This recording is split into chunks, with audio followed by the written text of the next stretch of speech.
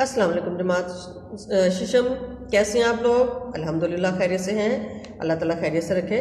जी बच्चों, तो हम सुल्तान फिरोज शाह तुगलक के बारे में पढ़ रहे थे। आज हमने उनके दिगर कारनामे पढ़ने हैं। तो आप सफ़ा नंबर खोलिए 47 और आज हमने पढ़ना है फिरोज शाह तुगलक की अदालती इस्लाहात। तो अदालती इस्लाहात क्या है कि इसने कई जालमाना सज़ाएँ मसलन हाथ पाँव नाक काटना और आंखें निकलवा देना वगैरह मनसूख कर दी। पुराने बादशाह जो थे वो बड़ी सख्त किस्म की सज़ाएँ देते थे कि किसी की आंखें निकलवा दी, कान काट दिए, नाक काट दी, हाथ काट दिए, पाँव काट दिए। तो क्या है कि फिरोज शाह तुगलक ने, क्योंकि वो अमन पसंद बादशाह था ना, उसने ये सारी सज़ाएँ मनसूख कर दी, यानी ख़त्म कर दी। इंसाफ फराहम करने के लिए मुल्क भर में काजियों का तकर्रुर अमल में लाया गया जो इस्लामी कवानीन के मुताबिक फ़ैसले सुनाते थे। तो क्या किया कि फ़ैसले जो हैं वो इस्लामी कवानीन के मुताबिक, उसके लिए उसने पूरी मुल्क में काजियों को मुकर्रर किया। अच्छा, और क्या काम किया? और उसने हिंदुओं के मुकदमात का फ़ैसला इनके मजहबी कवानीन के मुताबिक किया जाता था। यानी मुसलमानों के लिए वो काजी मुकर्रर किए अदालतों में, तो हिंदुओं के लिए भी जो है या जो दीगर मज़ाहिब थे उनके मुताबिक उन्हीं के जो फ़ैसले होते थे उन्हीं के मज़हब के मुताबिक किए जाते थे। अच्छा, उसके बाद हमने अब देखना है फिरोज शाह तुगलक की ज़राई तरक्की क्या हुई, ज़राई इस्लाहात क्या की। ज़राई तरक्की में सुल्तान ने ज़राअत की तरक्की के लिए निज़ाम आपाशी को बेहतर बनाया। निज़ाम आपाशी क्या है? यानी फसलों को पानी देने का जो तरीका है, जो पानी का निज़ाम है उसको बेहतर बनाया। सुल्तान के खुसूसी फरमान के तहत आबपाशी के लिए 4 नहरें खुदवाई गईं। कितनी नहरें खुदवाई गईं? 4 नहरें खुदवाई गईं।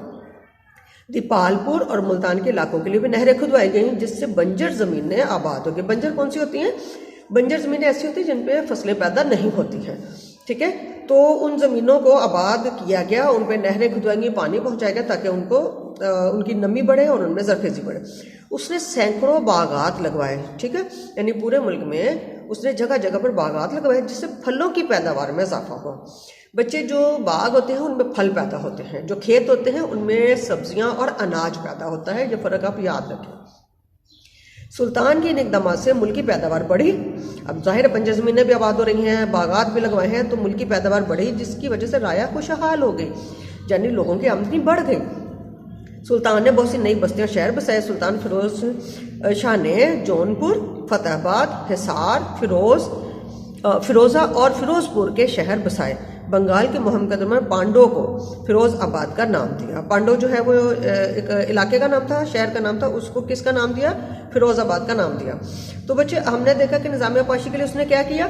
निज़ाम आपाशी के लिए उसने 4 तो स्पेशल नहरें खुदवाई और फिर दीपालपुर और मुल्तान के इलाकों में भी नहरें खुदवाई। नतीजा क्या हुआ उसका? इससे क्या फ़ायदा हुआ? इससे फ़ायदा ये हुआ कि बंजर ज़मीनें भी आबाद हो गई। फिर उसने बागात लगवाए और बागात लगवाने से क्या हुआ? फलों की पैदावार बढ़ी, और जिसकी पैदावार बढ़ने से क्या हुआ कि आवाम जो है या किसान जो है वो खुशहाल हो गया और मुल्क ने तरक्की की। अच्छा, इसके बाद आता है सनती तरक्की। ठीक है, आप भी अपनी बुक पे इसको नोट कर लीजिए।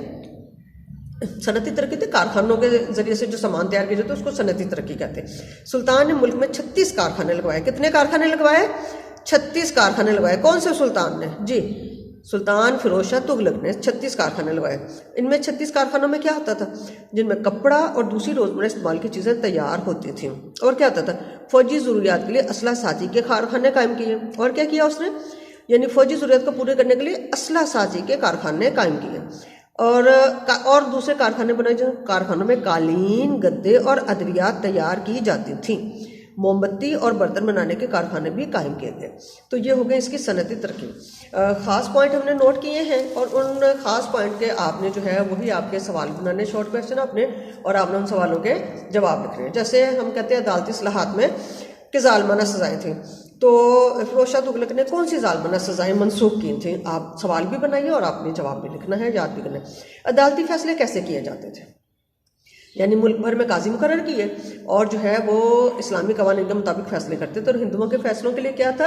हिंदू पंडित जो ना वो मुकर्रर किए गए थे जो अपने हिंदू मज़हब के मुताबिक फ़ैसले देते थे। अच्छा, फिर है ज़राअत की तरक्की। ज़राअत की तरक्की के लिए क्या काम किया उसने?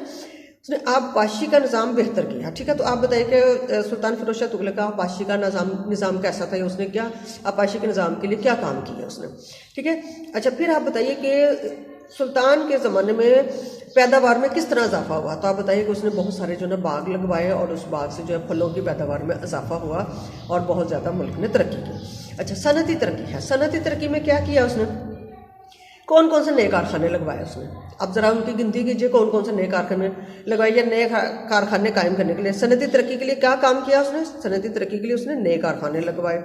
अब कारखानों की अक़साम बताइए, किस किस किस्म के कारखाने लगाए। जी हमने पढ़ा अभी कि उसने जो है कारखाने बनवाए जिसमें फ़ौजी असला भी तैयार होता था, उसने कारखाने जिसमें कपड़ा तैयार होता था, जिसमें अद्वियात तैयार होती थी, आम ज़रूरत की चीज़ें तैयार होती थी, मोमबत्तियाँ बनाने के कारखाने भी और साथ में बर्तन बनाने के कारखाने भी। अब तो हमारे पास लाइट है ना, उस ज़माने में लाइट नहीं थी, बल्ब नहीं जलते थे, तो मोमबत्तियों से रोशनी की जाती थी। तो मशल जलाना हर एक के घर के लिए ज़्यादा आसान नहीं था, तो मोमबत्तियों के कारखाने भी लगाए थे। तो उम्मीद है सबक आपको समझ आया होगा। आपने अच्छी तरह से सबक को समझना है और इन्हीं पॉइंट्स के आपने शॉर्ट क्वेश्चन बना के उनके जवाब आपने अपनी कॉपी पे लिखने। ओके बच्चों, अल्लाह हाफिज़।